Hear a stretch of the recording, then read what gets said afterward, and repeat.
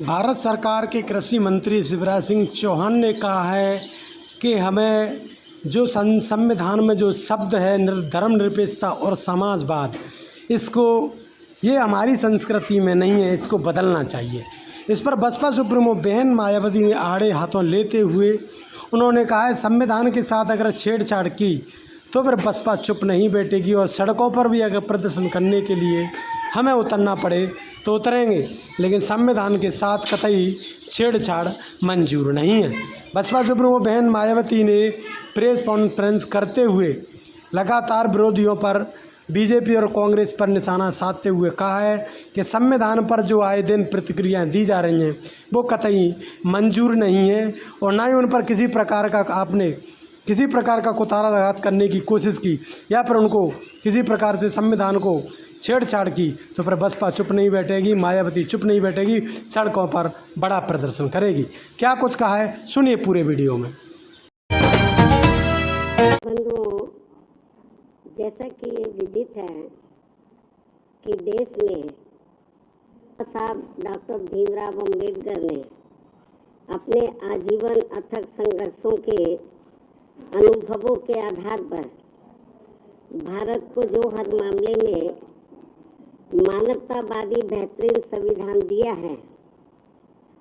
तो उसका केंद्र में रही सत्ता के दौरान पहले कांग्रेस पार्टी ने और अब उसके बाद पिछले कुछ वर्षों से सत्ता में बीजेपी के नेतृत्व में चल रही एनडीए की सरकार के लोगों ने भी देश के करोड़ों देशवासियों के लिए व्यापक जन व देश हित में कभी भी इस पर अपनी पूरी ईमानदारी व निष्ठा से अमल नहीं किया है, बल्कि इन दोनों ही पार्टियों ने तथा इनके समर्थकों ने भी ज़्यादातर अपनी अपनी पार्टी की विचारधारा, सिद्धांतों एवं अपने राजनीतिक स्वार्थ के तहत संविधान में समय समय पर काफ़ी गैर जरूरी परिवर्तन भी कर दिए हैं, जिसकी अन्य मेहनतकश लोगों को यही लगता है कि शुरू में केंद्र व देश के अधिकांश राज्यों में भी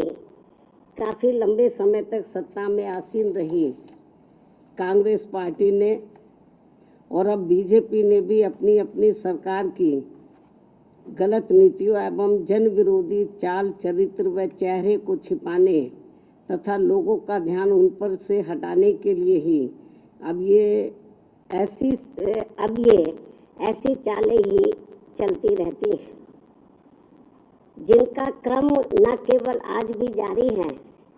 बल्कि इन मामलों में अक्सर कांग्रेस व बीजेपी, ये दोनों पार्टियां अंदर अंदर एक होकर आपस में ही मिली रहती हैं और इनकी सभी अपनी गलत नीतियों एवं कार्यक्रम जनता पर जबरन थोपने व संविधान संशोधन आदि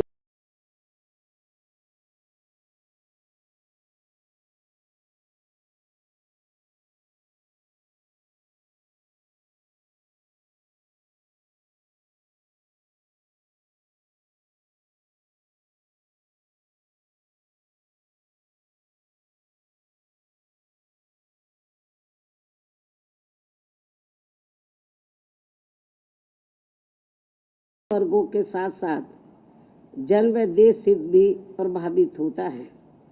और देश की ज्वलंत समस्याएं जनता को दुखी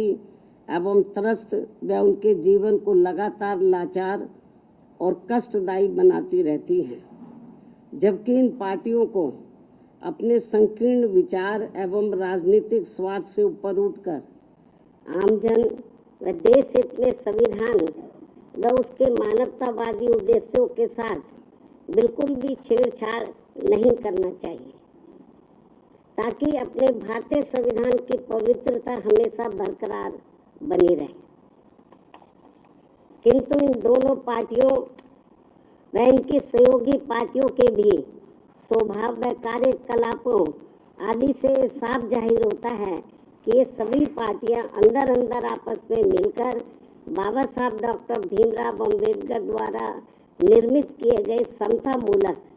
वे अति कल्याणकारी संविधान को बदलकर इसे अब पुराने जातिवादी ढांचे में बदलना चाहती है, जिससे भारतीय मानवतावादी जनमानस व हमारी पार्टी कतई भी बर्दाश्त करने वाली नहीं है। वैसे भी भारतीय संविधान व उसकी उद्देशिका में जिन भी शब्दों का इस्तेमाल किया गया है वे देश की आत्मा को तृप्त करती हैं और जिन्हें काफ़ी सूझबूझ, लंबे व गहरे सोच विचार के बाद ही देश में लागू किया गया है। और अब उनके साथ किसी भी प्रकार का कोई और छेड़छाड़ करना ठीक नहीं है, बल्कि ये घोर अनुचित होगा। बीएसपी की ये इन पार्टियों को सलाह भी है, किंतु ये अति दुखद है कि देश को भारतीय संविधान के मामले में बार बार ऐसी अप्रिय परिस्थिति का सामना करना पड़ता है। और इस संदर्भ में बीएसपी को इन पार्टियों के विरुद्ध ऐसा लगता है कि अब हमें भी अपनी आवाज़ देश भर में जरूर उठानी पड़ेगी, बशर्ते यदि इन्होंने अपने संविधान विरोधी चेहरे को जल्दी नहीं बदला। यदि ऐसे ही इनका सिलसिला चलता रहा तो फिर जो दबे कुचले लोग हैं, इस देश के वीकर सेक्शन के लोग हैं, खास तौर से जिनको भारतीय संविधान के तहत कुछ आगे बढ़ने का मौका मिला है, तो फिर उनको जरूर आगे आना होगा। इसके अलावा मैं ये भी कहना चाहूँगी कि देश के कई राज्यों में आए दिन भाषा के नाम पर की जा रही राजनीति भी कोई ठीक नहीं है, जबकि संविधान की मूल भावना के अनुसार सभी भाषाओं को सम्मान देना जरूरी है। भाषा को लेकर बुद्धिजीवियों के बीच बहस होना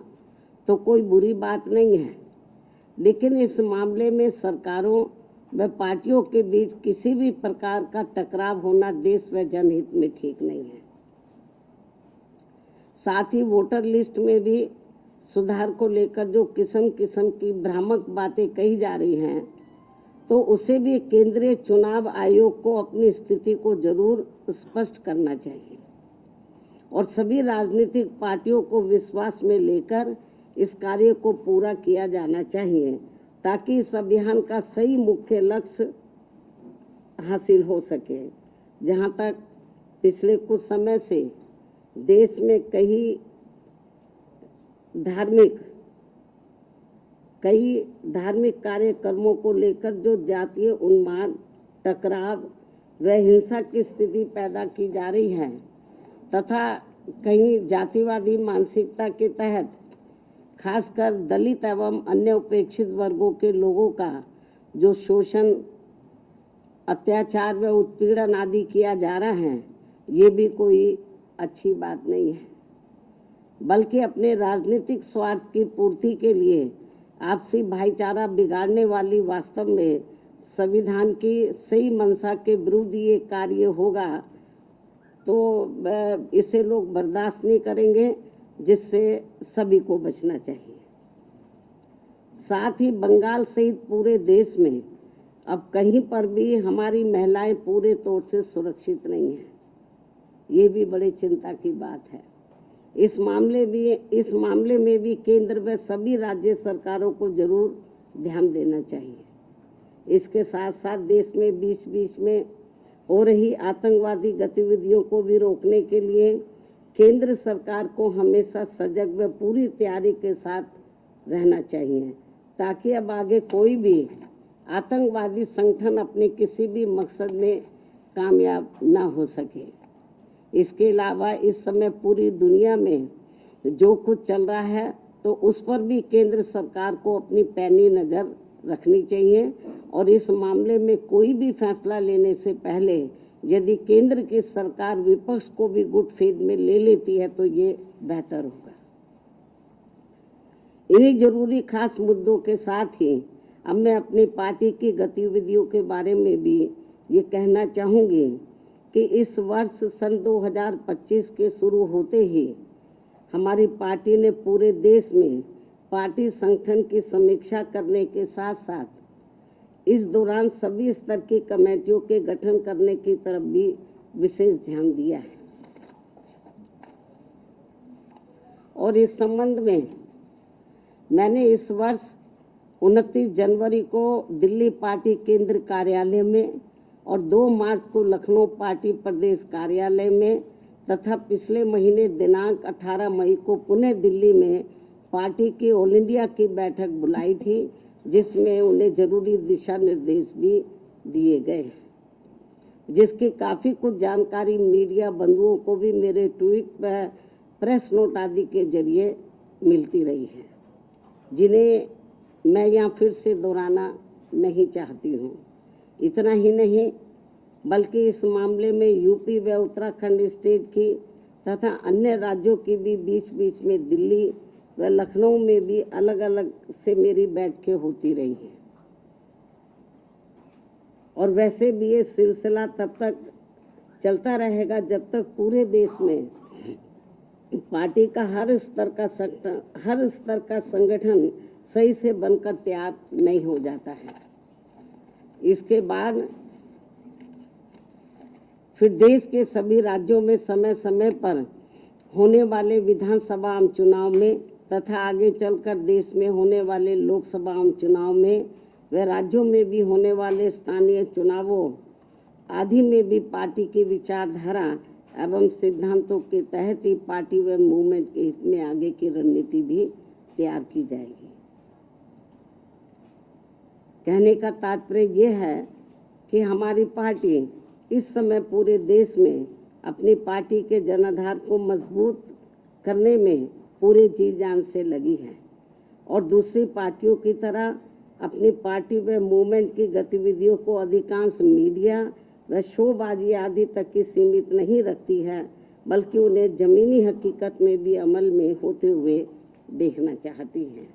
इन्हीं जरूरी बातों के साथ ही अब मैं आपका धन्यवाद अदा करती हूँ। जय भीम व जय भारत।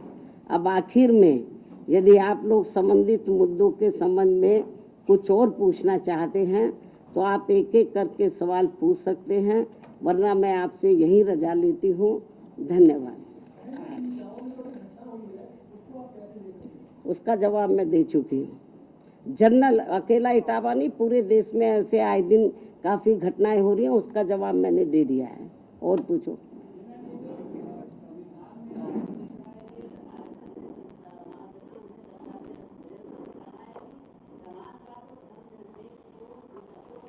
इस संबंध में मैंने ये कहा है कि भारतीय संविधान की जो मूल भावना उद्देश्य है, जो भी कुछ प्रस्तावना में जो भी कुछ अंकित किया गया है, दर्शाया गया है, उसको ध्यान में, उसके साथ कोई छेड़छाड़ नहीं होना चाहिए। अब आरएसएस के लोग क्या कहते हैं, बीजेपी वाले लोग क्या कहते हैं, कांग्रेस के लोग क्या कहते हैं, मुझे उसके बारे में कुछ नहीं कहना। लेकिन भारतीय संविधान के साथ यदि किसी भी प्रकार का किसी छेड़छाड़ किया जाएगा भारतीय संविधान के उद्देश्यों के साथ, तो हमारी पार्टी चुप नहीं बैठेगी। हमारी पार्टी इसके विरोध में मैदान में जरूर सड़कों पर उतरेगी। अभी हम सब इनके ऊपर पैनी नजर रखे हुए हैं। ठीक है फिर।